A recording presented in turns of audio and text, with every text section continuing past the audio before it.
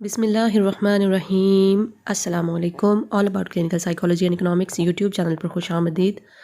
आज का मेरा टॉपिक है साइको ड्रामा, नफ्सी ड्रामा जिसे कहा जाता है। साइको ड्रामा थेरेपी है, ग्रुप थेरेपी जिसको बोला जाता है, और इसको आज हम उर्दू में आपके साथ शेयर करेंगे इस वीडियो में।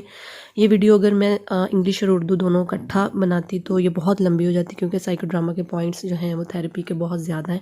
सो मैंने फिर डिसाइड किया कि एक वीडियो मैं उर्दू में नोट्स शेयर करूँगी आपके साथ और समझाऊँगी, और एक वीडियो जो है मैं इंग्लिश में अपलोड कर दूँगी जो लोग इंग्लिश में पढ़ना चाह रहे हैं। ठीक है, तो आज का जो टॉपिक है वो साइको ड्रामा, नफ्सी ड्रामा उर्दू में है, और इसकी डेफिनेशंस जो हैं वो इंग्लिश में मैं आपके साथ शेयर करूँगी। वो चलिए स्टार्ट करते हैं। और स्टार्ट करने से पहले मेरी रिक्वेस्ट है कि जिन लोगों ने अभी तक चैनल सब्सक्राइब नहीं किया वो चैनल को सब्सक्राइब कर लें और बेल आइकन को ज़रूर प्रेस करें, ताकि न्यू आने वाली वीडियोस की अपडेट्स आपको मिलती रहें। और कोई भी आपका क्वेश्चन है, कुछ पूछना चाहते हैं, तो कमेंट बॉक्स में लाजमी कमेंट कीजिए, और वीडियो को लाइक करना मत भूला करें। बिल्कुल फ्री है, मुझे अच्छा लगता है, मेरी हौसला अफजाई होती है। प्लीज़ वीडियो को लाइक ज़रूर कर दिया करें, इसके कोई पैसे नहीं लगते। ठीक है, तो चलिए जी स्टार्ट करते हैं हमारी आज की वीडियो। साइको ड्रामा, नफ्सी ड्रामा जिसको बोला जाता है। सबसे पहले हम इसकी डेफिनेशंस देखेंगे। साइको ड्रामा क्या है, ये इसकी डेफिनेशन है। ठीक है, एक और डेफिनेशन मैं आपके साथ शेयर करूँगी इसके अलावा भी। तो चलिए पहली देखते हैं। Psycho drama is an action method. Psycho drama, जैसे कि आपको नाम से जाहिर है कि ड्रामा इसमें क्रिएट किया जाता है। ये एक ऐसी टेक्निक है जिसमें एक्ट आउट, री इनैक्ट किया जाता है पास्ट इवेंट्स को। ठीक है, तो psycho drama is an action method. इसमें एक्शन, इसमें परफॉर्मेंस दी जाती है, एक्ट किया जाता है इसमें। ठीक है, ऑफन यूज्ड एज साइकोथेरेपी या ग्रुप साइकोथेरेपी भी आप इसको बोल सकते हैं। इन विच क्लाइंट्स यूज स्पॉन्टेनियस ड्रामेटाइजेशन, यानी कि बेसाख्तगी का जो तरीका है वो इस्तेमाल किया जाता है। Role playing and dramatic self presentation, यानी कि ड्रामेटिकली जो है सेल्फ प्रेजेंटेशन की जाती है। जो क्लाइंट है वो अपने आप को प्रेजेंट करता है। To investigate and gain insight into their lives. ठीक है, जो क्लाइंट है वो अपने आप को इन्वेस्टिगेट करता है इस सेल्फ प्रेजेंटेशन के थ्रू, और इंसाइट यानी बसीरत उसके अंदर फिर आहिस्ता आहिस्ता जो है वो गेन होती है कि उसने लाइफ एक्सपीरियंसेस जो किए वो उनको री इनैक्ट करता है। ठीक है, री इनैक्ट करने के बाद वो इस इंसाइट तक पहुंचता है कि उसने कहाँ कहाँ गलती की, या वो किस तरह से अपनी फर्दर लाइफ जो है वो उसको बेहतर कर सकता है। सेल्फ प्रेजेंटेशन के ज़रिए स्पॉन्टेनियस ड्रामेटाइजेशन करता है। ठीक है, तो ये थी हमारी एक डेफिनेशन। अब हम नेक्स्ट डेफिनेशन जो है वो देखेंगे। Psycho drama is a type of therapy that involves acting out past life events. ठीक है जी, साइको ड्रामा एक ऐसी टाइप है, एक ऐसी थेरेपी है जिसमें एक्टिंग की जाती है पास्ट लाइफ इवेंट्स पे। ठीक है, टू एड्रेस इश्यूज़, कौन से इश्यूज़ को एड्रेस करने के लिए जहाँ पे उसके प्रॉब्लम है। ठीक है, ब्लॉकेज है, सच एज ट्रॉमा, जैसे कि अगर वो किसी ट्रॉमा से गुजरा है। ईटिंग डिसऑर्डर्स, अगर ईटिंग डिसऑर्डर्स हैं उनको भी ट्रीट करने के लिए साइको ड्रामा जो है वो उसका इस्तेमाल किया जाता है। ख़ास तौर पे जो ट्रॉमा के पेशेंट्स होते हैं उनको ट्रीट करने के लिए साइको ड्रामा जो है वो बहुत ज़्यादा हेल्प करता है। ठीक है, एंड रिलेशनशिप इश्यूज़, जो कि इंटरपर्सनल रिलेशनशिप्स हो सकते हैं, किसी के साथ भी रिलेशनशिप के जो इश्यूज़ होते हैं उनको ट्रीट करने के लिए भी साइको ड्रामा जो है वो यूज़ किया जाता है। और इसके अलावा सब्सटेंस जो अब्यूज़ डिसऑर्डर्स होते हैं उनसे भी साइको ड्रामा जो है वो डील करता है बहुत अच्छे तरीके से। सो डिप्रेशन से भी डील करता है। सो साइको ड्रामा जो है वो ऑल इन ऑल आप कह सकते हैं, आप एक थेरेपी पे रिलाई नहीं कर सकते। बाज़ औक़ात आपको 2-3 थेरेपीज़ जो हैं वो मिला के सेशंस जो हैं वो देने पड़ते हैं। ठीक है, साइको ड्रामा का भी सेशन और सीबीटी का भी। ठीक है, कॉम्प्लीमेंट करती है साइको ड्रामा। साइको ड्रामा जो थेरेपी है वो कॉम्प्लीमेंट करती है सीबीटी को भी, अगर उनके साथ अगर आप सीबीटी को भी करना चाहें। ठीक है, तो ये थी इसकी definition. I hope you understand. चलिए नेक्स्ट चलते हैं इसकी तारुफ पे। नेक्स्ट है जी जेकब लेवी मोरिनो। 1889 और 1974 इसका जो बर्थ और डेथ पीरियड है। जदीद नफ्सी ड्रामा दरअसल एक ग्रोही तरीका इलाज है। ठीक है, इसको इंडिविजुअल मेथड भी बोला जाता है, लेकिन ये ग्रोही तरीका इलाज है। ग्रोह के अंदर रहते हुए एक इंडिविजुअल की जो है वो थेरेपी की जाती है, उसके जो प्रॉब्लम्स हैं उनको सॉल्व किया जाता है। विद इन ग्रुप जो है वो इंडिविजुअल की साइकोथेरेपी की जाती है, जिसका आगाज़ 1910 में जेकब मोरिनो ने वियना से किया। ठीक है, इसका आगाज़ जो है वो 1910 में हुआ वियना से, अगरचे इससे कबल भी नफ्सी ड्रामे का तस्वर मौजूद था। یونان میں ارسطو کے دور میں ذہنی امراض کے علاج کے لیے مریضوں سے المیہ ڈرامے کروائے جاتے تھے.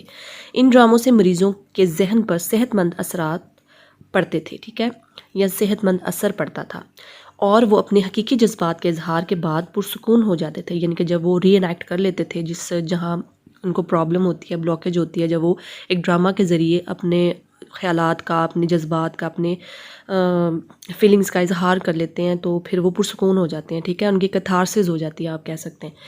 تو کیتھارسس کا ورڈ بھی اس میں یوز ہوا ہے. تو کیتھارسس جب ہو جاتا ہے تو پرسکون ہو جاتا ہے مریض، اور پہلے ہی سیشن میں بعض اوقات ہوتا ہے کہ جو مریض ہے وہ سٹیبل ہونے کی طرف آ جاتا ہے. تو ایکشن میتھڈ، یہ ایک ایکشن میتھڈ ہے سائیکو ڈراما. تو مورینو کا کہنا ہے کہ علاج کے دوران محض الفاظ پر زور دینا کافی نہیں، بلکہ حرکات اور افعال بھی اہم ہیں. مورینو نے الفاظ، حرکات اور افعال سب کو ملا کر ڈرامے کا روپ دیا. ڈرامے کے ذریعے فرد کو سماجی مہارتیں یعنی کہ سوشل سکلز جو ہیں وہ سکھائی جاتی ہیں، آداب، موضوع، کردار اور اس کی ادائیگی سکھائی جاتی ہے. اس کے ساتھ فرد کے کردار میں بے ساختگی پیدا ہو جاتی ہے، جس کو سپونٹینٹی کہا جاتا ہے. بیسک اس نے جو تھیوری دی ہے وہ سکتے ہیں a core tenet of psychodrama is Moreno's theory of spontaneity creativity. ٹھیک ہے جی، spontaneity creativity مورینو نے جو ہے وہ تھیوری دی تھی، اس پہ بیس کرتا ہے اس کا سارا ڈرامہ جو ہے، جو تھیراپی اس نے دی. مورینو نے باقاعدہ ایک تھیٹر قائم کیا جس میں مختلف مذاہب کے مریض سٹیج پر اپنے مسائل اداکاری کے انداز میں بیان کرتے تھے. نفسی ڈرامہ میں مریض کو مصنوعی صورتحال میں ایک مخصوص اور بامقصد کردار ادا کرنے کو دیا جاتا ہے. اپنا یہ کردار وہ دیگر نارمل افراد جنہیں باقاعدہ تربیت دی گئی ہوتی ہے، جن کو آگزیلریز بولا جاتا ہے انگلش میں اگر ہم کہیں، کے ساتھ مل کر کردار ادا کرتا ہے، اور یوں اپنے بیانات کا اظہار الفاظ کے ساتھ ساتھ کردار کے ذریعے قدرتی ماحول سے ملتے جلتے ماحول میں آزادی کے ساتھ کرتا ہے. ٹھیک ہے، اس بے ساختہ اداکاری سے فرد کے اندر خود شناسی، جس کو ہم انسائٹ کہتے ہیں، کہ سیلف ریئلائزیشن بولا جاتا ہے، ہو جاتی ہے، کہ عمل کو تیز کیا جاتا ہے. ٹھیک ہے، نفسی ڈرامہ کا بنیادی فلسفہ کیا ہے، یعنی نفسی ڈرامہ کے پیچھے کیا بنیادی چیز ہے، کیوں نفسی ڈرامہ جو ہے وہ استعمال کیا جاتا ہے. نفسی ڈرامہ میں مریض کے لیے ایسا ماحول فراہم کیا جاتا ہے جس میں اس کی ہجانی یعنی کہ جس کو ہم ایموشنز بولتے ہیں، کشمکش اور دبے ہوئے خوف کا اظہار ہوتا ہے. بعض ماہرین نفسیات کے مطابق نفسی ڈرامہ در حقیقت مریض کو تنکیش نفس یعنی کیتھارسس کا لفظی اور عملی طور پر موقع دیتا ہے، تاکہ وہ ماضی کے ناخوشگوار واقعات اور تشویش سے نجات حاصل کرنے میں کامیاب ہو جائے. اس معالجاتی طریقے میں اداکاروں کو پہلے سے ان کے کردار کے بارے میں نہیں بتایا جاتا. یعنی کہ جو اداکار ہوتے ہیں اس ڈرامے میں پورے، ان کو اپنے کردار کے بارے میں پہلے سے نہیں بتایا جاتا کہ آپ نے یہ کردار کرنا ہے. جیسا کہ اسٹیج ڈراماز جو ہم آج کل دیکھتے ہیں ان پہ پہلے پلاننگ کی جاتی ہے، اس میں کوئی پلاننگ نہیں کی جاتی. ٹھیک ہے، ان کو پہلے سے نہیں بتایا جاتا کہ آپ نے کون سا کردار ادا کرنا ہے. ٹھیک ہے، نفسی ڈرامہ میں موکل اپنے تمام حواس سمیت صورتحال کا سامنا کرتا ہے، اپنے خیالات کی عکاسی کرتا ہے. موکل کے مرض یا مسائل کی نوعیت کے مطابق ڈرامے کی فضا تیار کی جاتی ہے. اس کا مقصد موکل کی مدد کرنا ہے، اسے مطابقت اور بصیرت سکھانا ہوتا ہے. ٹھیک ہے، ایلیمنٹس آف سائیکو ڈراما. اب نفسی ڈرامے کے جو عناصر ہیں جو اس میں کام کرتے ہیں، کیا کیا مین اس میں ایلیمنٹس ہیں وہ ہم دیکھیں گے. نفسی ڈرامے کے عناصر، نمبر 1 پر ہے ہمارے پاس سٹیج. ٹھیک ہے، ظاہر ہے کہ سٹیج ڈرامہ کو پرفارم کرنے کے لیے ایک سٹیج کی ضرورت ہوتی ہے. سب سے پہلے ہے سٹیج، پھر ہے نمبر 2 پہ مرکزی کردار جو کہ موکل کا ہوتا ہے، جس کی پرابلمس کو سالو کرنا ہوتا ہے. ٹھیک ہے جی، پروٹاگونسٹ جس کو بولتے ہیں. نمبر 3 پہ ہے نفسی معالج یا ہدایت کار بھی اس کو بولا جاتا ہے، تھیراپسٹ انگلش میں. نمبر 4 پہ ہے ہمارے پاس معاونین یا امدادی انا بھی کہا جاتا ہے اس کو، تو آپ نے کنفیوز نہیں ہونا اگر کہیں پہ آپ کو امدادی انا لکھا ہوا مل جائے. تو آگزیلری ایگو جو کہ مدد کرتے ہیں موکل کی، پروٹاگونسٹ کی، اس کا جو کردار ہے، جو اس کی پرابلمز ہے، اس کو ایکسپلور کرنے میں. ٹھیک ہے، نمبر 5 پہ ہے سامعین، ناظرین بھی بولا جاتا ہے، آڈینس انگلش میں. ٹھیک ہے، تو یہ ہیں 5 نفسی ڈرامے کے عناصر. تو پہلے سے ہم اب سٹارٹ کرتے ہیں سٹیج سے. اب ہم سٹارٹ کرتے ہیں. نفسی ڈرامے کا سٹیج ایسی جگہ یا مقام کو کہا جاتا ہے جہاں معالج اپنے معاونین کی مدد سے کوئی خاص صورتحال کا منظر واضح کرنے کی کوشش کرتا ہے. مورینو کے مطابق اگرچہ نفسی ڈرامے کی صورتحال ساری مصنوعی ہوتی ہے، تاہم یہ مصنوعی صورتحال جتنی زیادہ قدرتی ماحول کے قریب تر ہوگی، مریض کی کردار نگاری میں یہ اتنی ہی آسانی پیدا کرے گی. ٹھیک ہے، اس کے جو مریض ہے اس کے قدرتی ماحول سے ملتی جلتی ہونی چاہیے، جتنی قریب تر ہوگی اتنا ہی مریض جو ہے وہ اپنے کردار نگاری میں بہتری اور آسانی پیدا کر سکے گا، ٹھیک ہے۔ نمبر 2 پہ ہے ہمارے پاس مرکزی کردار، پروٹاگونسٹ۔ نفسی ڈرامے کا اہم ترین کردار موکل ہوتا ہے، اسے ہیرو یا ہیروئن کا درجہ دیا جاتا ہے، یہی ڈرامے میں مرکزی کردار ادا کرتا ہے۔ ڈرامہ آزاد تلازم سے شروع کیا جاتا ہے، مریض کو مکالمہ نگاری کے ساتھ ساتھ جسمانی حرکات و سکنات سے بھی اپنے خیالات کا اظہار کرنا ہوتا ہے۔ نفسی ڈرامے مریض کے لیے پہلے سے طے شدہ مکالمے یا کردار نگاری کا کوئی نمونہ موجود نہیں ہوتا، مریض اور ڈرامے کے دیگر اداکاروں کو صورتحال سمجھا دی جاتی ہے جس میں انہیں اپنا اپنا کردار آزادانہ طریقے سے ادا کرنا ہوتا ہے۔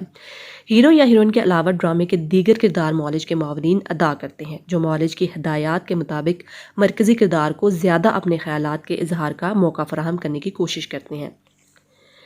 یوں موکل ڈرامے میں منہمک ہو کر بے ساختہ انداز میں اپنے خیالات کا اظہار کر دیتا ہے، فرد سے اس کے مسائل اگلوانے کے لیے اور مسائل سے متعلقہ شعور پیدا کرنے کے لیے اس سے کئی کردار کروائے جاتے ہیں، اس طرح فرد میں مسائل سے متعلق بصیرت پیدا ہونے لگتی ہے۔ مثال کے طور پر اگر آپ کہہ رہے ہیں نا ہیرو، تو جو ریئل لائف میں اس کی جو کردار ہوتا ہے، اگر وہ بھائی ہے تو اس سے بھائی کا کردار ادا تو کروایا جاتا ہے، لیکن اگر اس کو کسی کے ساتھ مسئلہ ہے یا باپ کے ساتھ مسئلہ ہے یا ماں کے ساتھ باپ کے ساتھ مسئلہ ہے یا بھائی کے ساتھ مسئلہ ہے، تو اسے وہ بھائی یا باپ کا کردار بھی دیا جا سکتا ہے موکل کو، کہ آپ وہ کردار ادا کریں تاکہ وہ ان کی سچویشن جو ہے وہ بہتر طریقے سے انڈرسٹینڈ کر سکے کہ ان لوگوں نے ایسا کیوں کیا، ان کو ان کا کردار ادا کرنے کے لیے بھی کہا جا سکتا ہے، ٹھیک ہے، موکل کو، تاکہ وہ بہتر طریقے سے جو ہے مسئلے کو انڈرسٹینڈ کر سکے۔ نمبر 3 پر ہمارے پاس ہے نفسی معالج، یعنی ڈائریکٹر اور تھراپسٹ بھی بولا جاتا ہے۔ نفسی معالج کی حیثیت ڈائریکٹر کی ہوتی ہے، یہی نفسی ڈرامے کا روح رواں ہوتا ہے۔ ڈائریکٹر ڈرامہ شروع کرنے سے پہلے موکل کے بارے میں اس کے طبی معالج، والدین، دوست، احباب، رشتہ دار اور رفقائے کار سے معلومات اکٹھی کرتا ہے۔ مکمل معلومات حاصل کرنے کے بعد معالج یہ فیصلہ کرتا ہے کہ موکل سے کون سا کردار ادا کرایا جائے، معاون اداکار کون ہوں، کون سی صورتحال سٹیج پر پیش کی جائے اور سٹیج کیسا بنایا جائے وغیرہ۔ معالج اپنے معاونین کو مختلف کرداروں کی تربیت دیتا ہے کہ کس طرح انہوں نے موکل کی مدد کرنی ہے۔ معالج وسیع تجربے اور گہری بصیرت کا مالک ہوتا ہے، صورتحال کے مطابق ہر ممکنہ ضرورت کو پورا کرنے کا فوری بندوبست کر لیتا ہے، یعنی کہ وہ کوئی بھی چینجنگ کر سکتا ہے ڈرامے کے دوران بھی، ٹھیک ہے، کردار بھی چینج کر سکتا ہے، ٹھیک ہے، کسی کو کوئی کردار دے دے، کسی کو کوئی دے دے، تو وہ ود دا فلو جاتے ہیں، ٹھیک ہے، اکارڈنگ ٹو کلائنٹس پرابلم یا کوئی بھی پرابلم اس کو پیش آ رہی ہے اس کے مطابق وہ اس ڈرامے کو جو ہے وہ اس میں چینجنگ کر دیں گے، ٹھیک ہے۔ نیکسٹ ہے ہمارے پاس معاونین، جس کو آگزیلری ایگو بولا جاتا ہے۔ یہ وہ افراد ہوتے ہیں جو موکل کی مدد کے لیے سٹیج پر کام کرتے ہیں، یہ کہانی کی ضرورت کے مطابق فوراً اپنا کردار سنبھال لیتے ہیں، ٹھیک ہے، اور یہ اپنا کردار چینج بھی کر سکتے ہیں۔ نفسی ڈرامے میں کہانی پہلے سے تیار شدہ نہیں ہوتی، کہانی اس میں پہلے سے تیار شدہ نہیں ہوتی، ٹھیک ہے، بلکہ موکل یا معالج بے ساختہ انداز میں یہ کہانی بناتے ہیں۔ کلائنٹ بھی یہ کہانی بنا سکتا ہے اور معالج بھی بنا سکتا ہے، ٹھیک ہے، دونوں ایک دوسرے کے ساتھ مل کر کام کر سکتے ہیں۔ یہ معاونین دراصل معالجاتی عملہ ہوتا ہے، ان کی اداکاری کا مقصد موکل کا کام آسان بنانا اور اس کا کردار آگے بڑھانا ہوتا ہے۔ یہ معاونین ہر قسم کے کردار ادا کرنے کی تربیت لیے ہوتے ہیں، لیکن بعض اوقات موکل کے اصل کرداروں یعنی اس کے بہن بھائی، جیون ساتھی، بچے، والد والدہ یا ماتحت عملے کو سٹیج پر بلایا جاتا ہے۔ اس طریقے کا مقصد موکل کو اپنے معاملات سلجھانے میں مدد دینا ہے، یعنی کہ اس کے اوریجنل جو فیملی ممبرز ہیں وہ بھی اس کے ساتھ یہ کام کر سکتے ہیں، اس کے ساتھ ڈرامہ جو ہے وہ ایکٹ کر سکتے ہیں، اگر وہ ولنگ ہو تو زیادہ بہتر رہتا ہے۔ ادروائز اس کے جو آگزیلریز ہیں اس کے ساتھ جو کام کرتے ہیں، اس کی ہیلپ کرتے ہیں انیکٹ کرنے میں، وہ بھی کر سکتے ہیں، ٹھیک ہے جی۔ نیکسٹ ہے ہمارے پاس سامعین، ناظرین، آڈینس، جس کو بولا جاتا ہے جو لوگ سٹیج کے سامنے بیٹھے ڈرامہ دیکھ رہے ہوتے ہیں وہ ناظرین کہلاتے ہیں۔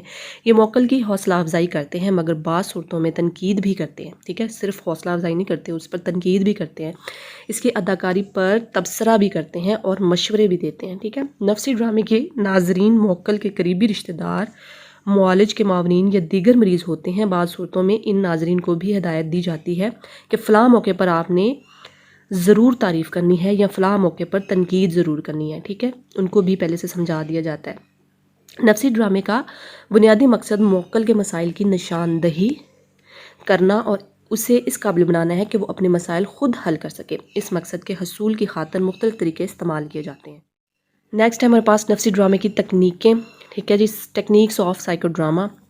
ٹیکنیکس اس کی ہیں جی 10 ہمارے پاس. نمبر 1 پہ ہے اداکاری، رول پلینگ جس کو بولا جاتا ہے. نمبر 2 پہ ہے تعاکس کردار، رول ریورسل جس کو بولا جاتا ہے. نمبر 3 پہ ہے خود کلامی، سولیلوکی. نمبر 4 پہ معاونین سے فرد کا کردار ادا کروانا یا دوہری تکنیک جس کو بولا جاتا ہے ڈبل ٹیکنیک. نمبر 5 پہ ہے عکسی طریقہ، مرر ٹیکنیک. نمبر 6 پہ ہے عقبی تبصرہ یعنی کہ کرٹیسزم فرام دا بیہائنڈ. اور نمبر 7 پہ ہے خالی کرسی، ایمپٹی چیئر. نمبر 8 پہ ہے خوابوں کا عملی اعادہ، ڈریم ٹیکنیک. نمبر 9 پہ ہے بلائی مقام سے جائزہ، ہائی چیئر ٹیکنیک جس کو بولا جاتا ہے غیر متوقع خوشی دینے کا طریقہ. نمبر 10 پر میجک شاپ اس کو بولا جاتا ہے. ٹھیک ہے. ڈریم ٹیکنیک اگر آپ اینڈ پہ اس کا پوائنٹ کریں تو وہ زیادہ بہتر ہے، ادروائز آپ لکھ سکتے ہیں جہاں یہاں بھی. ٹھیک ہے. نمبر 1 پر ہمارے پاس ہے اداکاری، رول پلینگ. اب ہم یہ دیکھیں گے کہ رول پلینگ جو ہے وہ کیا ہے. اس تکنیک میں براہ راست کی صورتحال میں مریض کو اپنا حقیقی کردار ادا کرنے کو کہا جاتا ہے. یعنی فرد حقیقت میں اپنے دفتری امور کیسے نپٹاتا ہے، اگر وہ بال بچے دار ہے تو اپنے بچوں کے ساتھ کیا رویہ رکھتا ہے، اگر مریض غیر شادی شدہ ہے تو اہل خانہ کے ساتھ اپنے تعلقات کے اظہار کا کردار ادا کرنے کو کہا جاتا ہے. ٹھیک ہے جی. تو نمبر 2 پر ہمارے پاس ہے تعاکس کردار یعنی کہ رول ریورسل. عام طور پر یہ احساس کہ کوئی ہمیں دیکھ رہا ہے اور ہماری کارکردگی پر اثر ڈالتا ہے. نفسی ڈرامے میں اس احساس سے بچنے کے لیے مریض کو متعاکس کردار ادا کرنے کو کہا جاتا ہے. یعنی متعاکس کردار مریض کے اپنے حقیقی کردار کا الٹ ہوتا ہے. ٹھیک ہے. مثلاً افسر کو ماتحت کا کردار دینا، ماتحت کو افسر کا، طالب علم کو استاد کا، استاد کو طالب علم کا، باپ کو بیٹے کا یا بیٹے کو باپ کا کردار ادا کرنے کو کہنا تعاکس کردار کہلاتا ہے. مریض سے عموماً 3 طرح کے کردار کروائے جاتے ہیں. یہ تعاکس کردار کے ہی 3 پوائنٹس ہیں. اس طرح کے 3 کردار جو ہیں وہ اس سے کروائے جاتے ہیں جو اس کے بالکل کردار کے برعکس ہوتے ہیں. ٹھیک ہے. الٹ ہوتے ہیں. نمبر 1 پر ہے کمزور ترین یا مظلوم کا کردار جس کو ہم سب ہیومن لیول کہتے ہیں. فرد سے کہا جاتا ہے کہ کسی ایسے شخص کا کردار ادا کرے جسے وہ مظلوم، کمزور ترین اور سب سے زیادہ استحصال زدہ سمجھتا ہے.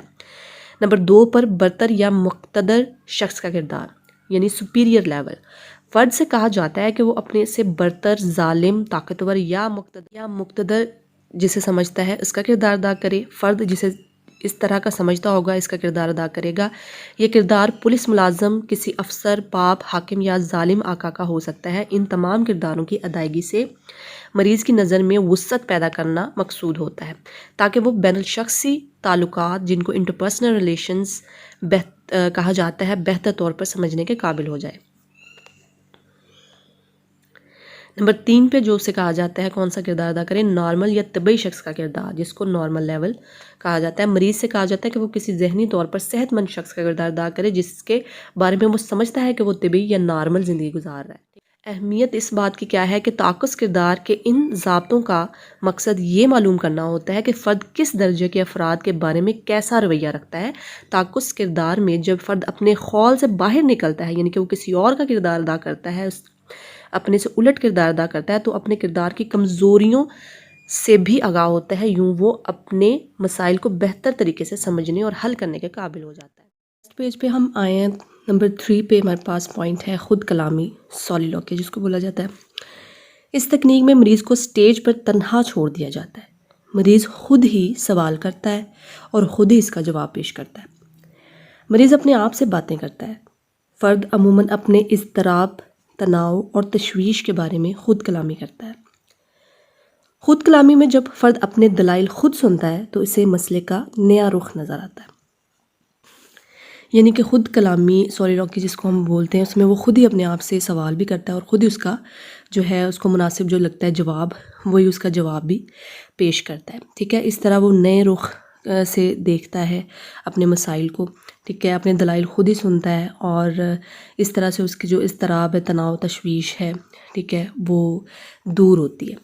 نمبر 4 پہ ہمارے پاس پوائنٹ ہے معاونین سے فرد کا کردار کروانا. ٹھیک ہے جی. آگزیلری ایز کلائنٹ.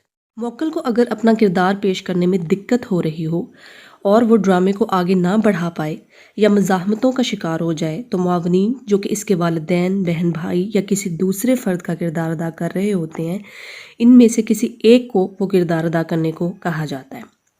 مریض جب کسی دوسرے فرد کو اس کا کردار ادا کرتا ہوا دیکھتا ہے تو اسے اپنے کردار کی پہچان ہو جاتی ہے اور وہ اپنے کردار کی کوتاہیوں کو بغور دیکھ سکتا ہے۔ یعنی کہ اس میں کسی اور کو اس کا کردار ادا کرنے کے لیے دیا جاتا ہے اور وہ پھر اس کو دیکھتا ہے، سنتا ہے بیٹھ کے، اور پھر وہ اپنے کردار کا بغور جائزہ لیتا ہے۔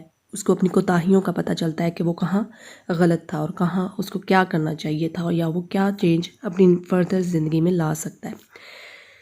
نیکسٹ ہمارے پاس پوائنٹ ہے عکسی طریقہ نمبر 5 پہ، مرر ٹیکنیک جس کو بولا جاتا ہے۔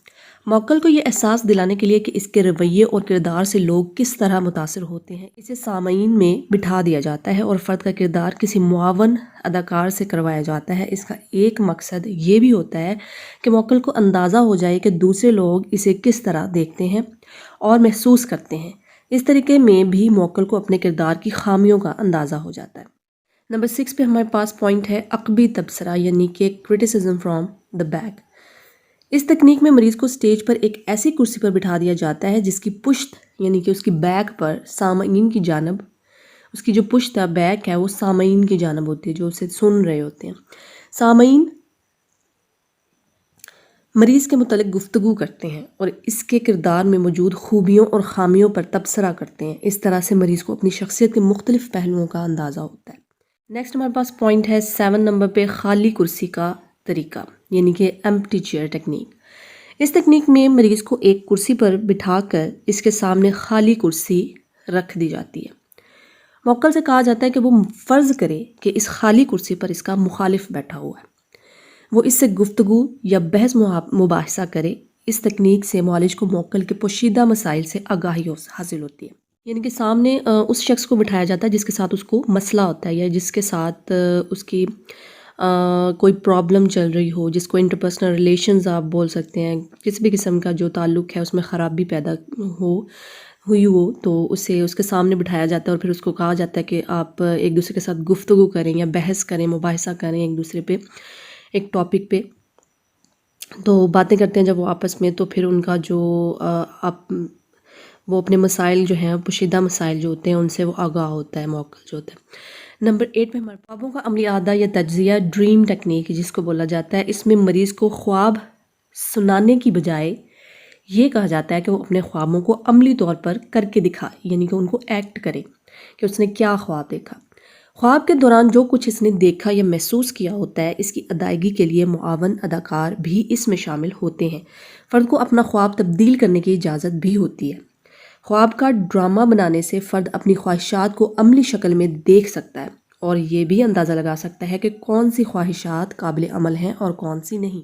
نمبر 9 پر ہمارے پاس پوائنٹ ہے بالائی مقام سے جائزہ، یعنی کہ ہائی چیئر ٹیکنیک۔ اس طرح کی تکنیک میں سٹیج پر مریض کو ایسی کرسی پر بٹھایا جاتا ہے یا اسے اس طرح کی جگہ پر کھڑا کیا جاتا ہے جو دوسرے کرداروں سے اونچی ہوتی ہے۔ اس طرح مریض میں طاقت، اقتدار کا احساس پیدا ہوتا ہے۔ وہ ایسے شخص کا کردار ادا کرنے کے قابل ہو جاتا ہے جو دوسروں کی نسبت مقتدر یا طاقتور ہوتا ہے اور اپنی صلاحیتوں اور طاقت کے بلبوتے پر دنیا سے بدلہ لینے کی صلاحیت رکھتا ہے۔ اس تکنیک سے مریض میں اپنی صلاحیتوں کے استعمال کا رویہ بیدار ہوتا ہے اور مریض کے احساس کمتری کے خیالات ختم ہوتے ہیں، یعنی کہ اس میں وہ اپنے آپ کو طاقتور محسوس کرنا شروع کر دیتا ہے، کیونکہ اس کی وہ ہائی چیئر ٹیکنیک اس کو بولا ہے کہ وہ سب سے اوپر ہے، بالاتر ہے اور طاقتور ہے، وہ کچھ بھی کرنے کی صلاحیت جو ہے وہ رکھتا ہے۔ تو اس میں اس کی جو احساس کمتری کے جو خیالات ہوتے ہیں اس کو ختم کرنے کی کوشش کی جاتی ہے اس ٹیکنیک کے ذریعے۔ نیکسٹ ہمارے پاس ٹیکنیک ہے نمبر 10 پہ، لاسٹ تھراپیوٹک ٹیکنیک ہے یہ غیر متوقع خوشی، جس کو میجک شاپ بولا جاتا ہے۔